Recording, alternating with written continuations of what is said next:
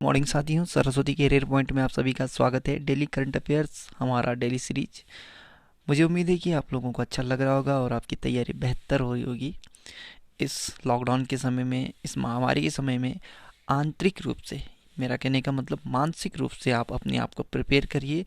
इससे बिल्कुल भी न डरिए और अपनी एक तैयारी को बेहतर मोड़ पे ले जाइए, जहाँ से जैसे ये महामारी ख़त्म, आपकी सफलता शुरू। ठीक है, चलिए आज का प्रश्न लेते हैं। ऑनलाइन बाढ़ रिपोर्टिंग प्रणाली को अपनाने वाले भारत का पहला राज्य को कौन सा बन गया है? तो ये असम है। ठीक, असम राज्य आपदा प्रबंधन एजेंसी ASDMA और यूनिसेफ ने संयुक्त रूप से एक ऑनलाइन बाढ़ रिपोर्टिंग प्रणाली विकसित की है और इसके साथ असम बाढ़ के दौरान प्रभाव संकेतकों का पता लगाने के लिए डिजिटल रिपोर्टिंग प्रणाली को अपनाने वाला भारत का पहला राज्य बन गया। यह नई प्रणाली असम से बाढ़ के स्तर को दैनिक आधार पर रिपोर्ट करेगी और यह नई प्रणाली शुरू माफ कीजिए पूरी तरह से डिजिटल होगी। आसाम राजधानी दिसपुर है। मुख्यमंत्री है हेमंत बिश्वा शर्मा। जगदीश मुखी राज्यपाल है। सुधांशु धूलिया ये मुख्य न्यायाधीश हैं। असम के Kaziranga national park, Nameri national park, Manas national park, Dibru Saikhowa national park, Orang national park, ये सभी असम में स्थित है। और माजुली द्वीप ब्रह्मपुत्र नदी पर है और ये विश्व की सबसे बड़ी नदी द्वीप है। असम में लोहित नदी पर स्थित भूपेन हजारिका पुल, जिसका नाम ढोला सदिया पुल भी है, इसकी लंबाई है 9.15 किलोमीटर, यानी 9.15 किलोमीटर। ठीक है, ये भारत का सबसे लंबा पुल है। एक सींग वाले गेंडे के लिए प्रसिद्ध काजीरंगा नेशनल पार्क, ये असम में स्थित है। बिहू असम का प्रसिद्ध त्योहार है। दो पड़ोसी देश भूटान और बांग्लादेश हैं। लोकसभा के 14, राज्यसभा 7 और विधानसभा 126 सीट है असम में। 7 पड़ोसी राज्य हैं असम के: पश्चिम बंगाल, मेघालय, त्रिपुरा, मणिपुर, नागालैंड, अरुणाचल प्रदेश और मिजोरम। असम के हवाई अड्डे को देखते हैं तो लोकप्रिय गोपीनाथ बोरदोलोई अंतर्राष्ट्रीय हवाई अड्डा ये गुवाहाटी में स्थित है। गोदरेज कंज्यूमर के नए CEO कौन बने हैं? तो ये सुधीर सीतापति। ठीक, टॉप 5 कंपनी CEO देखें तो माइक्रोसॉफ्ट के CEO है सत्य नडेला, ये जूम ऐप के एरिक जुआन, गूगल के सुंदर पिचई और फेसबुक के मार्क जुकरबर्ग, एप्पल के टिम कुक, ये CEO हैं सारे। तमिलनाडु विधानसभा के नए अध्यक्ष कौन बने हैं? तो ये M अप्पाऊ। ठीक, तमिलनाडु राजधानी चेन्नई है। मुथुवेली करुणानिधि स्टैलिन मुख्यमंत्री बने हैं। बनवारी लाल पुरोहित राज्यपाल हैं। संजीव बनर्जी मुख्य न्यायाधीश बने हैं तमिलनाडु के। केरल, कर्नाटक, आंध्र प्रदेश 3 पड़ोसी राज्य हैं। लोकसभा 39, राज्यसभा 18 और विधानसभा के 234 सीटें हैं। तमिलनाडु की झील देखें तो बेरीजाम झील, ऊटी झील, कोडाई कनाल झील, चेम्बरकम झील। तमिलनाडु के पर्वत देखें तो पलानी पर्वत, सेवराई पर्वत और जवादी पर्वत, पंचमलाई पर्वत और सिरुमलाई पर्वत, ये सारे तमिलनाडु में हैं। भारत का दक्षिणतम बिंदु केप कोमोरोन या कन्याकुमारी का है, ये तमिलनाडु में स्थित है। अंतर्राष्ट्रीय हवाई अड्डे देखते हैं तो कोयम्बूर अंतर्राष्ट्रीय हवाई अड्डा, चेन्नई अंतर्राष्ट्रीय हवाई अड्डा, मदुरई अंतर्राष्ट्रीय हवाई अड्डा, तिरुचिरापल्ली अंतर्राष्ट्रीय हवाई अड्डा, ये सारे तमिलनाडु में है। तमिलनाडु के राष्ट्रीय उद्यान देखते हैं तो वेदांतकल अभ्यारण्य, इंदिरा गांधी अभ्यारण्य और मुदुमलई अभ्यारण्य, ये सारे तमिलनाडु में है। और तमिलनाडु का जो लोक नृत्य है वो है भरतनाट्यम। हाँ, भरतनाट्यम है। भारत में डिजिटल समावेशन को बढ़ावा देने के लिए मास्टर कार्ड ने किसके साथ मिलकर connected commerce creating a roadmap for a digitally inclusive Bharat report नामक रिपोर्ट जारी किया है? तो ये नीति आयोग ने। ठीक, इस रिपोर्ट से डिजिटल रूप से समावेशी भारत के लिए रोड मैप बनाने में मदद मिलेगी। यह रिपोर्ट भारत में डिजिटल वित्तीय समावेशन को तेज करने में आने वाली विभिन्न चुनौतियों को पहचान करती है। साथ ही 1.3 अरब नागरिकों तथा डिजिटल सेवा की पहुंच उपलब्ध कराने की दिशा में आवश्यक सिफारिशें भी देते हैं। NITI Aayog, national institution for transforming India, राष्ट्रीय भारत परिवर्तन संस्थान, 1 जनवरी 2015 को इसकी स्थापना हुआ था योजना आयोग की जगह पे। मुख्यालय नई दिल्ली में। नरेंद्र मोदी अध्यक्ष हैं, राजीव कुमार उपाध्यक्ष हैं, अमिताभ कांत CEO है और नीति आयोग के पहले अध्यक्ष नरेंद्र मोदी जी थे। यानी जो नीति आयोग के अध्यक्ष होते हैं वो भारत के प्रधानमंत्री ही इसके पदेन अध्यक्ष होते हैं। अंतर्राष्ट्रीय नर्स दिवस कब मनाया गया है? तो ये 12 मई को, ठीक है। यह दिवस फ्लोरेंस नाइटिंगेल की जयंती के उपलक्ष्य में मनाया जाता है और उन्हें लेडी विद द लैंप के नाम से भी जाना जाता है, ठीक। फ्लोरेंस नाइटिंगेल आधुनिक आधुनिक नर्सिंग के संस्थापक और ब्रिटिश समाज सुधारक और सांख्यिकीयविद थे। याद रखना, एक तो ये थे ब्रिटिश समाज सुधारक, सांख्यिकीयविद और नर्सिंग के संस्थापक, ठीक।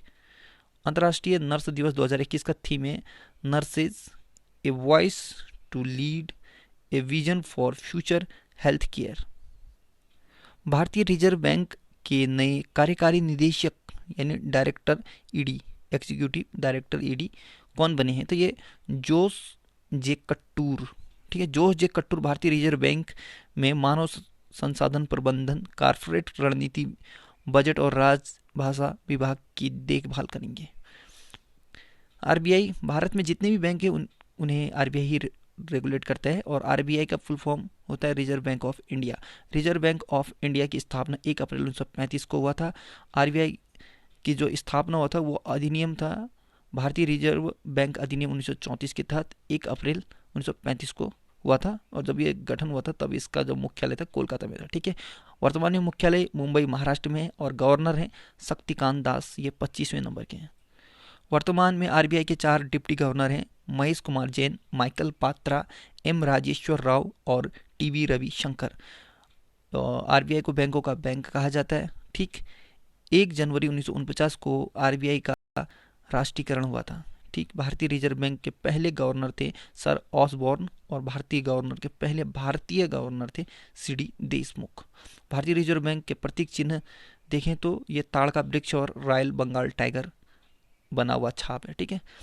भारतीय रिजर्व बैंक के गवर्नर की नियुक्ति प्रधानमंत्री वित्त मंत्री की सलाह पर करते हैं, ठीक है।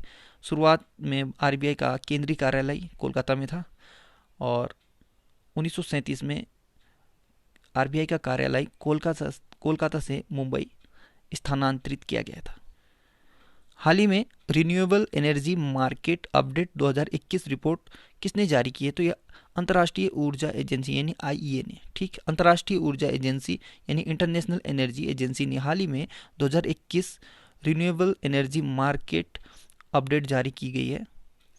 अंतर्राष्ट्रीय ऊर्जा एजेंसी ने सौर ऊर्जा और पवन ऊर्जा के वैश्विक विकास के लिए अपने पूर्वानुमान को 25% तक बढ़ा दिया है। इस रिपोर्ट के अनुसार भारत में सौर ऊर्जा की मात्रा बढ़ी है। हालांकि देश में चल रहे कोविड-19 ने अनिश्चितता पैदा कर दी है। आईईए ने भविष्यवाणी की है कि पवन ऊर्जा का विकास 2021 में धीमा होगा, हालांकि यह 2017 से 19 की तुलना में अधिक होगा। आईईए इंटरनेशनल एनर्जी एजेंसी अंतर्राष्ट्रीय ऊर्जा एजेंसी 1974 को स्थापना हुआ। पेरिस फ्रांस में मुख्यालय है। फतीह बिरोल अध्यक्ष हैं और सदस्य देश हैं 30। नेशनल एसेट रिकंस्ट्रक्शन कंपनी के नए मुख्य कार्यकारी अधिकारी कौन बने हैं? तो ये पद्म कुमार एम नायर, ठीक। National asset reconstruction company limited उधारदाताओं की तनावग्रस्त संपत्तियों को लेने के लिए एक प्रस्तावित आसोद्य बैंक है, ठीक है। एक जिसे जो बैंक नहीं दे सकता है, बैंक का लोन नहीं देता, तो जो कुड़की वगैरह कहते हैं वो इसी को कहते हैं, यही उसको मतलब रिकवरी करता है, ठीक है। तो national asset reconstruction company limited करदाताओं की तनावग्रस्त परिसंपत्तियों को लेने के लिए एक प्रस्तावित असोध्य बैंक है, ठीक है। टॉप 5 नियुक्तियां देखें तो भारतीय विशिष्ट पहचान प्राधिकरण, unique identification authority of India यानी यूएआईडीआई, जिसे हम आधार कहते हैं, ठीक है, कि नए मुख्य कार्यकारी अधिकारी कौन बने? तो ये सौरभ गर्ग, ठीक। इंपॉर्टेंट क्वेश्चन है। महिंद्रा एंड महिंद्रा लिमिटेड के नए एमडी एंड सीईओ बने हैं अनीश शाह। भारतीय सेना में कैप्टन बनने वाले पहले सांसद ये अनुराग गुप्ता है, माफ कीजिए अनुराग ठाकुर है, ये गुप्ता नहीं, मैं अनुराग ठाकुर है, हिमाचल प्रदेश हैं और ये एमपी हैं, ठीक है। और किस भारतीय को अमेरिका में व्हाइट हाउस मिलिट्री ऑफिस का महानिदेशक नियुक्त किया गया है? तो ये मंजू वर्गीस को। संयुक्त राष्ट्र की बाह्य ऑडिटर समिति के अध्यक्ष कौन बने? तो गिरीश चंद्र मुर्मू, ठीक है। ये बहुत इंपॉर्टेंट है। ये गिरीश चंद्र मुर्मू केंद्र शासित प्रदेश बनने के बाद जम्मू कश्मीर के पहले राज्यपाल भी यही थे, ठीक। और अभी ये संयुक्त राष्ट्र की बाह्य ऑडिटर समिति के अध्यक्ष हैं यूएन में, ठीक। पैसेज एक्सरसाइज यानी पासेक्स 2021 भारत और किस देश की नौसेनाओं के बीच किया गया है? तो ये भारत और इंडोनेशिया। ठीक। पैसेज एक्सरसाइज 2021 का आयोजन दक्षिण अरब सागर में हुआ है। इस अभ्यास का उद्देश्य दोनों देशों की नौसेनाओं के बीच आपसी सहयोग, सैन्य शक्ति का प्रदर्शन करना है ताकि युद्ध जैसी स्थिति से निपटा जा सके। इंडोनेशिया एशिया महाद्वीप में स्थित है। जकार्ता ईस्ट कलिमंतन में इसकी राजधानी है। इंडोनेशिया की राजधानी जकार्ता है और ये ईस्ट कलिमंतन द्वीप पर। ठीक है। इंडोनेशिया की करेंसी इंडोनेशियाई रुपया है। राष्ट्रपति हैं जोको विडोडो। इंडोनेशिया की संसद का नाम है people's consultative assembly. Life in the clock tower valley पुस्तक लॉन्च हुई है। यह पुस्तक किसने लिखी थी या लिखी है? तो ये सकूर राथर ने। ठीक। टॉप 5 देखते हैं। तो ए text book of urban planning and geography, यह पुस्तक समीर शर्मा ने लिखी है। द मार्किंग ऑफ आधार, माफ कीजिए, the making of Aadhaar, world's largest identity platform, यह पुस्तक है राम सेवक शर्मा की। ठीक है। The making of Aadhaar, world's largest identity platform, Ram Sevak Sharma. और हिंदू राष्ट्र, ये आकर पटेल की किताब है। और gazing eastward of Buddhist monks and revolutionaries in China, यह पुस्तक है रोमिला थापर की। ठीक है। ये इतिहासकार है। The law of emergency powers, comparative common law perspective, यह पुस्तक लिखी है अभिषेक सिंघवी और खगेश गौतम ने। ठीक। तो साथियों, आज का करंट अफेयर यहीं पे समाप्त होता है। जाते जाते आपसे यही कहूँगा कि अपनी तैयारी और अपने मेहनत को कम मत करना, लगे रहना, सफलता जरूर मिलेगी। ठीक है। और ये कोविड-19 या कोविड का जो प्रॉब्लम चल रहा है, आप इसमें बिल्कुल भी ना उलझें। ठीक है। बस उसे एक और छोड़ दीजिए और अपने आप एक और रहिए जहाँ से आपकी सफलता नज़दीक हो। ठीक। So good luck, have a nice day.